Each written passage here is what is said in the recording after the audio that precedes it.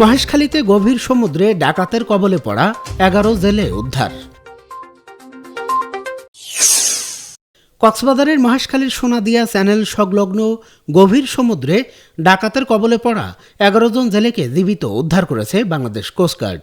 আজ 7 ডিসেম্বর সন্ধ্যায় coast guard media কর্মকর্তা লেফটেন্যান্ট কমান্ডার সিয়ামুল হক এক প্রেস বিজ্ঞপ্তির মাধ্যমে এ তথ্য নিশ্চিত করেছেন।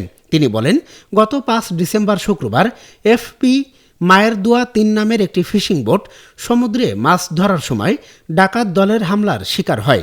ডাকাতরা বোটে থাকা মাছ, খাবার, ইঞ্জিন, ব্যাটারি ও অন্যান্য সরঞ্জাম লুট করে এবং জেলেদের জিম্মি করে রাখে। পরদিন 6 ডিসেম্বর সকাল 8টার দিকে ঘটনাস্থলে থাকা আরেকটি ফিশিং বোট এফবি তাসমিম কোস্টগার্ডের জরুরি সেবা নাম্বার 16111 কল করে ঘটনাটি জানায়।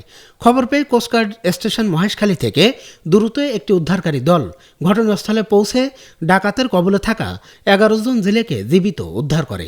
কোস্টগার্ডের উপস্থিতি টের পেয়ে ডাকাত দল পালিয়ে যাওয়ায় কাউকে আটক করা সম্ভব হয়নি বলে জানান কর্মকর্তা সিয়ামুল হক। উদ্ধার করা জেলেদের প্রাথমিক চিকিৎসা শেষে তাদের ফিশিং বোট সহ মালিক পক্ষের কাছে হস্তান্তর করা হয়েছে। তিনি আরও বলেন, বাংলাদেশ কোস্টগার্ড ভবিষ্যতেও সমুদ্রে নিরাপত্তা নিশ্চিত করতে এ ধরনের অভিযান অব্যাহত রাখবে।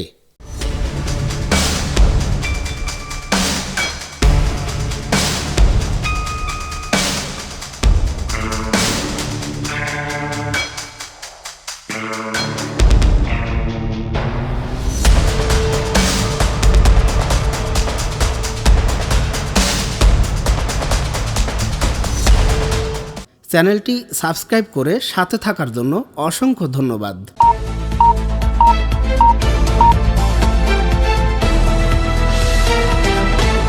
48 বাংলা টিভি, বাংলা ও বাঙালির কথা বলে।